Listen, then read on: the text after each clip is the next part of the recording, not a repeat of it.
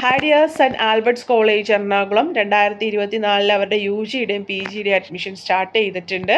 അപ്പം നമുക്ക് അതിൻ്റെ കൂടുതൽ ഡീറ്റെയിൽസ് നോക്കാം. ആദ്യം നമുക്ക് UG പ്രോഗ്രാംസ് നോക്കാം. ഇവിടെ മേജർ പ്രോഗ്രാംസ് ആയിട്ട് BA economics English language and journalism ഉണ്ട്. ഇംഗ്ലീഷ് ലാംഗ്വേജ് ആൻഡ് ജേർണലിസം സെൽഫാണ്, ആഫ്റ്റർനൂൺ കോഴ്സ്, അതായത് 1:45 മുതൽ 5:45 വരെയുള്ള കോഴ്സാണ്. BSc honours aquaculture, industrial fisheries, botany, zoology, chemistry, industrial chemistry, maths, physics, computer science ആണ്. ഇതിൽ ഇൻഡസ്ട്രിയൽ ഫിഷറീസ് എന്ന് പറയുന്ന കോഴ്സ് സെൽഫാണ് കേട്ടോ, സെൽഫ് ഫിനാൻസിങ് കോഴ്സാണ്. ഫീസ് അധികം ഉണ്ടാവും. BCom വരുന്നത് കൊമേഴ്സ് 5 ബാച്ച് ഉണ്ട്. സ്പെഷ്യലൈസേഷൻ ഇൻ ടാക്സേഷൻ എയ്ഡഡ് ആയിട്ടും സെൽഫ് ഫിനാൻസിങ് കോഴ്സായിട്ടും ഉണ്ട്.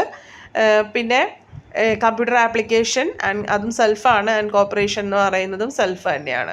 Minor degrees English, economics, history, political science, media, business studies, business regulation, physics, chemistry, industrial chemistry, maths, statistics, zoology, botany, biochemistry, electronics, computer science, aquaculture and industrial fisheries ആണ്.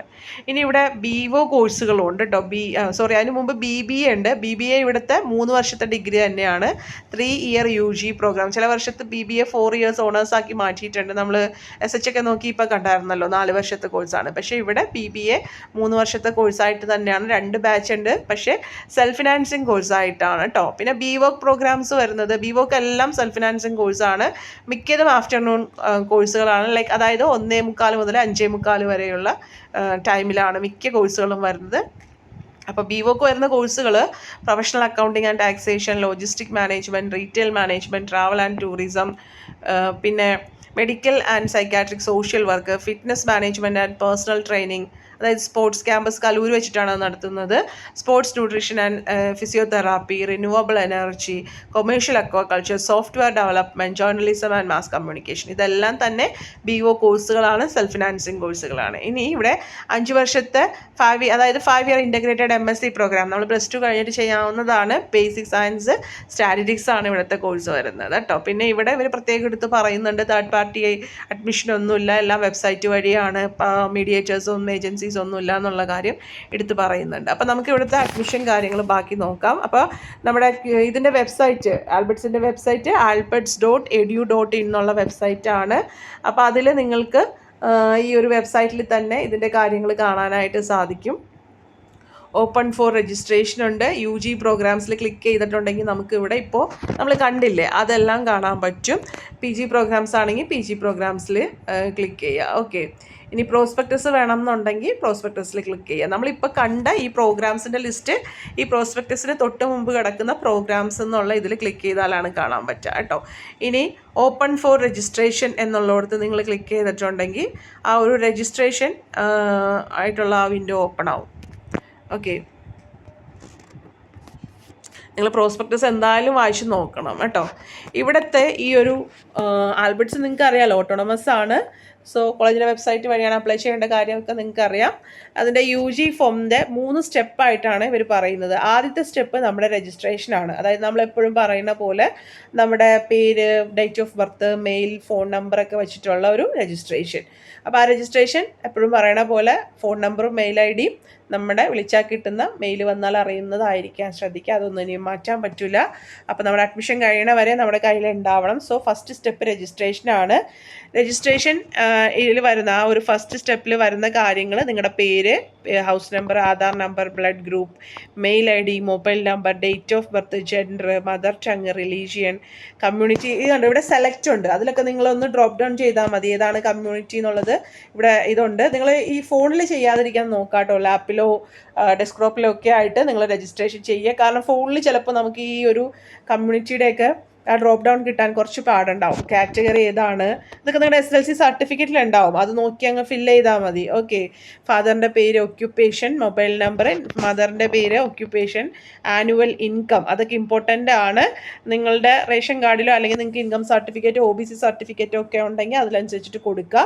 Place of birth അതും important ആണ്. APL ആണോ BPL ആണോ, പിന്നെ മറ്റു കാര്യങ്ങൾ, common ആയിട്ടുള്ള കുറച്ച് കാര്യങ്ങൾ, അതൊക്കെ അങ്ങനെ കറക്റ്റായിട്ട് തന്നെ കൊടുക്കുക കേട്ടോ. എന്നിട്ട് 200 രൂപയാണ് ഈ ഒരു ഇത് വേണ്ടത്. അപ്പം നിങ്ങൾ പ്രത്യേകിച്ച് സ്പോർട്സോ ആർട്സോ കമ്മ്യൂണിറ്റിയോ മാനേജ്മെൻറ്റോ ഉണ്ടെങ്കിൽ അങ്ങനെ കൊടുക്കുക. SC ST ആണെങ്കിൽ അത് കൊടുക്കുക.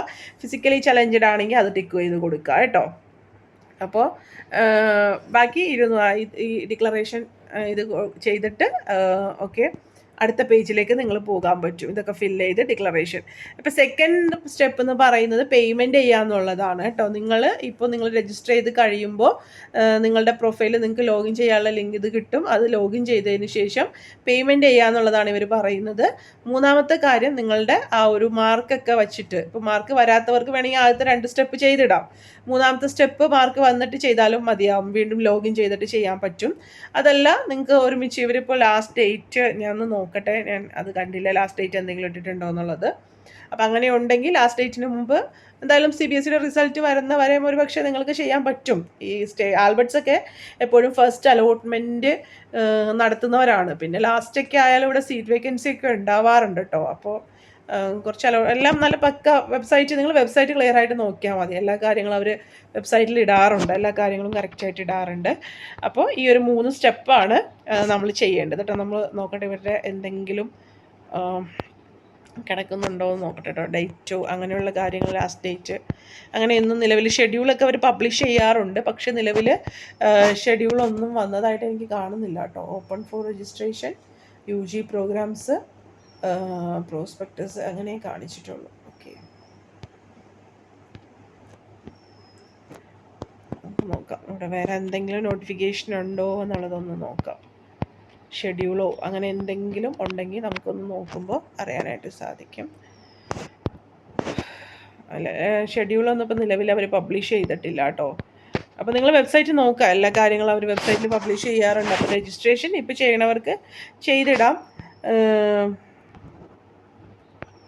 ഇപ്പോൾ റിസൾട്ടൊക്കെ വന്നവർക്ക് ചെയ്യാമല്ലോ. റിസൾട്ടും മാർക്ക് ലിസ്റ്റൊക്കെ വന്നെങ്കിൽ അത് നിങ്ങൾക്ക് ചെയ്യാം. അല്ലെങ്കിൽ ആദ്യത്തെ 2 സ്റ്റെപ്പ് ചെയ്തിട്ടിട്ട് പിന്നെ നിങ്ങൾക്ക് ബാക്കി ചെയ്താലും മതിയാവും. നിങ്ങളുടെ ഇത് വരുന്ന അനുസരിച്ചിട്ട് ചെയ്താലും മതിയാവും കേട്ടോ. ഒരു കാര്യം ഓർക്കുക, ഇതൊക്കെ ഈ എപ്പോഴും നമ്മൾ ഫോണിലോ അല്ലെങ്കിൽ നമ്മുടെ ഫോണിൽ ചെയ്യാതിരിക്കുക. ഡെസ്ക്ടോപ്പിലോ ലാപ്ടോപ്പിലോ നിങ്ങൾ കാര്യങ്ങൾ ചെയ്യാനായിട്ട് ശ്രദ്ധിക്കുക കേട്ടോ.